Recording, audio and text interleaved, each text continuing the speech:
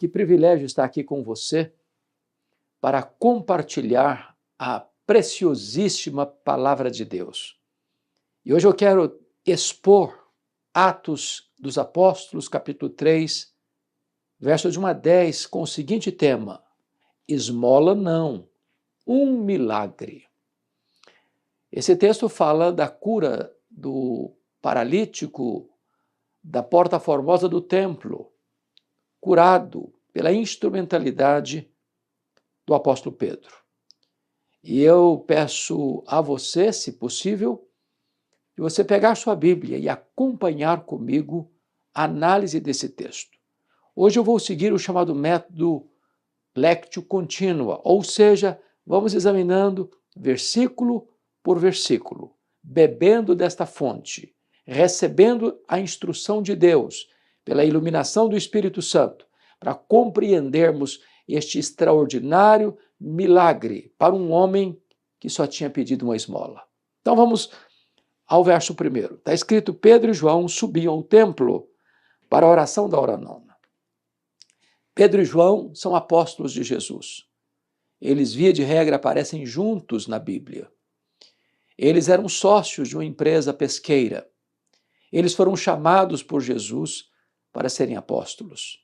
Agora Jesus já morreu na cruz, já ressuscitou, já voltou para o céu, já derramou o Espírito Santo sobre a igreja, e a igreja de Jerusalém perseverava na doutrina dos apóstolos e nas orações. Esses dois líderes da igreja estão se dirigindo à casa de Deus, ao templo, para a oração da hora nona, às 3 da tarde. A liderança da igreja ora. A liderança da igreja não apenas fala de oração, mas pratica a vida de oração. E eles estão indo juntos para aquela reunião de oração às 3 da tarde no templo de Jerusalém.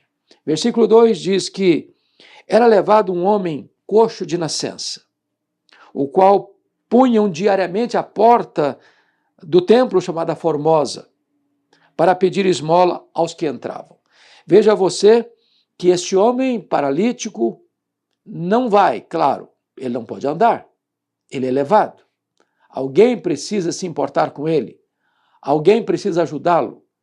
E essas pessoas certamente faziam o melhor de si todos os dias, sem tardança, sem qualquer pausa, todos os dias. Levava este homem paralítico de nascença, coxo de nascença, suas pernas não funcionavam. Ele não tinha vigor nas suas pernas, ele não podia andar. Ele era levado todos os dias e colocado ali, na porta, onde as pessoas passavam, chegavam e saíam. Qual o propósito? Para que essas pessoas, conduídas dele, pudessem dar a ele uma esmola, uma ajuda, algum valor, por menor que fosse, para mantê-lo vivo, para sustentá-lo, uma vez que ele não podia trabalhar. Aqui encontramos a lição de que é bênção ter amigos que nos ajudam, que nos assistem, que nos apoiam, que nos carregam nos braços. Este homem ia para a porta do templo porque pressupunha que essas pessoas eram generosas, elas estavam adorando a Deus, elas iam orar a Deus, e então essas pessoas são mais sensíveis a atender a necessidade daqueles que precisam. Este homem tinha um problema insolúvel, ele era coxo. Mais do que isso, a sua paralisia das pernas não era resultado de um acidente, ele tinha nascido assim. Ele nunca tinha andado na vida, ele não sabia o que era andar. Ele não foi um bebê que aprendeu a andar, ele nasceu coxo, ele viveu coxo, ele cresceu coxo, ele estava coxo todos os dias da sua vida, dependendo das migalhas que caíam, talvez no seu prato, talvez na sua salva, para que ele pudesse, pelo menos, ter o pão de cada dia. Versículo 3. Vendo ele a Pedro e João, que iam entrar no templo, implorava que lhes dessem uma esmola.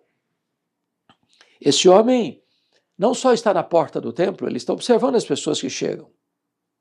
Cada pessoa que chega era uma esmola em potencial. E então ele, ao ver Pedro e João, observa esses dois apóstolos. ver esses dois apóstolos. Eles iam entrar no templo. E diz o texto que ele implorava uma esmola. Ele não pedia apenas, ele implorava. Por favor, me ajude. Por favor, me socorra. Tenha misericórdia de mim. Me dê uma esmola. Me dê uma oferta. Lembra de mim. Me socorre aqui. Eu preciso de ajuda. Eu não posso trabalhar.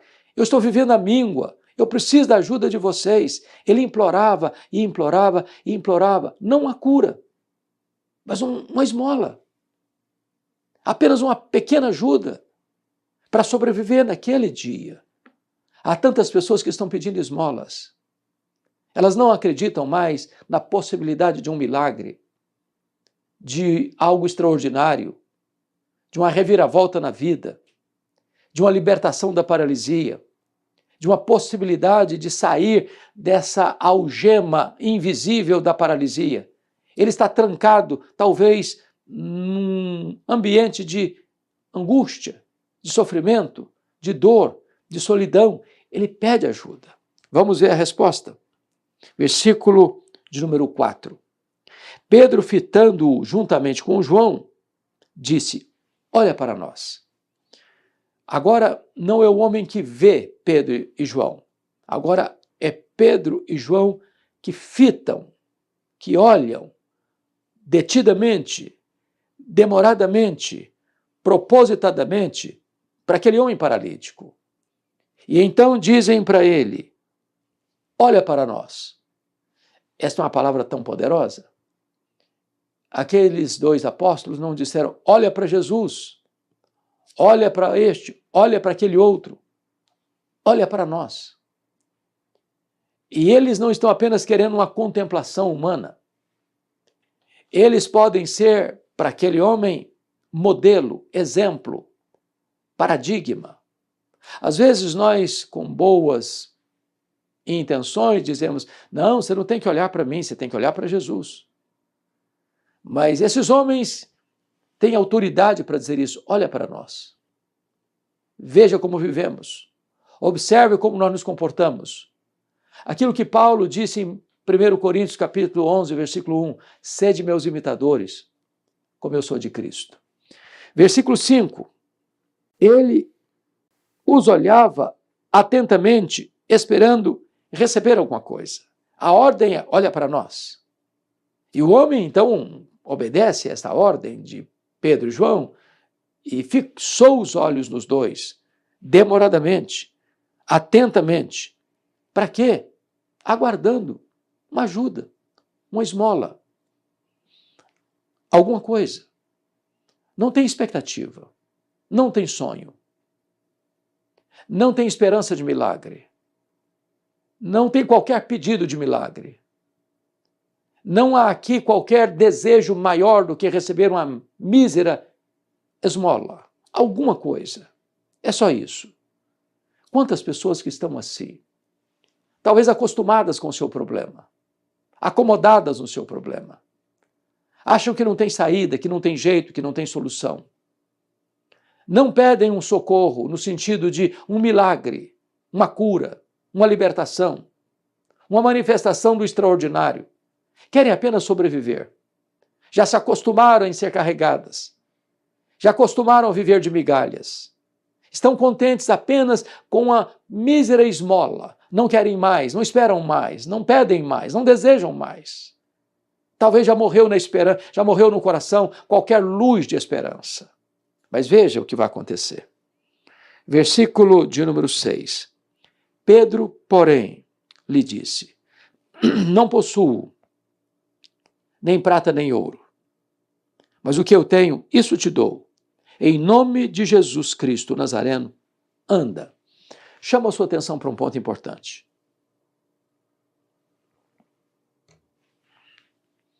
Quando Pedro e João disseram: olha para nós, os dois estão dizendo isto. Mas você não vai encontrar na Bíblia nenhum milagre operado pelo apóstolo João. Ele tem intimidade com Deus, mas não recebeu este dom de Deus. Agora é Pedro, e apenas Pedro, que está falando. Eu não tenho ouro, eu não tenho prata. Os apóstolos não eram homens ricos, homens comuns, que haviam abandonado as redes, uma empresa pequena, apenas de sobrevivência, para seguirem a Jesus. Eles não vivem no luxo, no fausto, na riqueza, na abundância. Eles são homens de Deus, eles são homens de oração, mas são homens pobres. A vida deles contraria a teologia da prosperidade. Esses homens não tinham ouro, não tinham prata. Mas Pedro diz, o que eu tenho, isso eu te dou. Pedro tem algo que aquele homem não conhecia. Pedro tem algo que aquele homem não esperava. Pedro tem muito mais do que uma esmola para dar para ele. Pedro é o instrumento de Deus nas mãos de Jesus Cristo, no nome de Jesus de Nazaré, para trazer cura, para trazer libertação, para trazer um tempo novo na história deste homem. Pedro tem milagre, muito mais do que as migalhas de uma esmola. Agora notem, Pedro não manda este homem andar em seu próprio nome. O poder não está em Pedro. A fonte do poder não está em Pedro. Pedro é apenas um canal. Pedro é apenas um instrumento. O poder está no nome de Jesus. O que eu tenho, isso eu te dou. Em nome de Jesus, o Nazareno, levanta e anda. Anda. Mas esse homem nasceu coxo. Esse homem nunca andou na vida. Ele nunca deu os primeiros passos de um bebê. E agora, a Escritura diz que este homem recebe uma ordem do apóstolo Pedro. Em nome de Jesus o Nazareno, anda. Anda. Que coisa extraordinária. Que milagre extraordinário. Que poder extraordinário. Que graça extraordinária. Este homem recebe uma ordem para fazer o que ele nunca fez na vida. Esse homem recebe uma ordem para fazer o que ele sempre talvez desejou, mas achava impossível. Esse homem recebe a ordem de andar. É muito curioso. Passaram-se séculos e séculos. E um dia, Tomás de Aquino está andando com o Papa da igreja da época pelos palácios da cidade onde o Papa morava, a cidade de Roma, e o Papa disse para ele, bem vê, Tomás de Aquino, tanta riqueza, tanto fausto, tanto ouro, tanta prata. Agora nós não precisaríamos dizer, como Pedro disse para aquele paralítico, eu não tenho ouro, eu não tenho prata. Mas então Tomás de Aquino respondeu ao Papa, é verdade, tem muito ouro, tem muita prata, mas talvez também hoje não se possa dizer ao paralítico, em nome de Jesus o Nazareno, anda. A igreja tem dinheiro, mas não tem poder. A igreja tem ouro e prata, mas não tem autoridade. A igreja tem riquezas materiais, mas não tem poder espiritual. O apóstolo Pedro olha para aquele homem e diz, eu não tenho ouro, eu não tenho prata, mas o que eu tenho, isso eu te dou. Em nome de Jesus o Nazareno, anda. O poder não é dele, o poder vem de Jesus, o Nazareno. Versículo de número 7 diz, e tomando-o pela mão direita, o levantou, imediatamente os seus pés e tornozelos se firmaram. Veja você que Pedro, além de dar ordem, dá mais um passo. Toma-o pela mão direita. É a mão destra, é a mão da força, é a mão do poder, é a mão da autoridade. E mais, o levantou. Agora preste atenção. Imediatamente os seus pés e tornozelos se firmaram. Note que o milagre tem uma participação humana e a ação divina. Estender a mão direita, botar o homem de pé. Isso foi o que Pedro fez. Isso foi obra humana. Mas a segunda parte Pedro não tinha poder para fazer. Aí Jesus fez. Os seus pés e tornozelos se firmaram. Isso é maravilhoso, porque Deus sempre opera a partir do que nós temos. Ele faz o que nós não podemos fazer. E nós devemos fazer aquilo que podemos fazer. Segurar o homem pela mão direita, botar o homem de pé, isso Pedro podia fazer. Mas só em nome de Jesus o Nazareno, aquele homem podia ver os seus pés e tornozelos se firmando. Este é um milagre de Deus. Esta é a operação maravilhosa do milagre de Deus. Não uma esmola, mas um verdadeiro milagre. Agora vejamos, versículo 8. De um salto se pôs em pé, passou a andar e entrou com eles no templo, saltando e louvando a Deus. Isso é incrível e maravilhoso, sabe por quê? Pense comigo num coxo, num paralítico, que esse homem tinha mais de 40 anos, e o texto de Atos vai dizer isso, e ele nunca andou, e ele nunca ficou de pé, e ele nunca deu um salto, ele nunca conseguiu caminhar, mas o texto nos informa que de um salto ele se pôs em pé. Se fosse hoje, alguém diz, olha, você está curado, sim, mas você vai ter que fazer tantas sessões de fisioterapia, você vai ter que entrar numa academia, você vai ter que contratar um profissional desta área, você vai precisar tonificar os seus músculos, você vai precisar de tonificar os seus artérios, você vai precisar de melhorar os seus tornozelos, os seus pés. Não, o homem nunca andou, e ele dá um salto, e os seus pés se firmam. E ele diz o texto que ele começou a andar, passou a andar, entrou com Pedro e João no templo e ele saltava, louvando a Deus. Isso é maravilhoso, porque talvez esse homem tivesse quebrado alguns protocolos no templo. Talvez a liturgia mais serena, mais modesta, mais calma, não requeria ou não esperava que nenhum dos adoradores que entrasse naquela casa começasse a pular e a saltar de alegria, louvando a Deus. Ele não só louva a Deus, ele pula, ele salta, ele se alegra, ele exulta, ele não contém as suas emoções, ele não pode jamais reprimir o sentimento de gratidão, de alegria que invade a sua alma. Ele recebeu um grande milagre, quando esperava apenas uma esmola. Um grande milagre. Talvez hoje você possa também receber um grande milagre.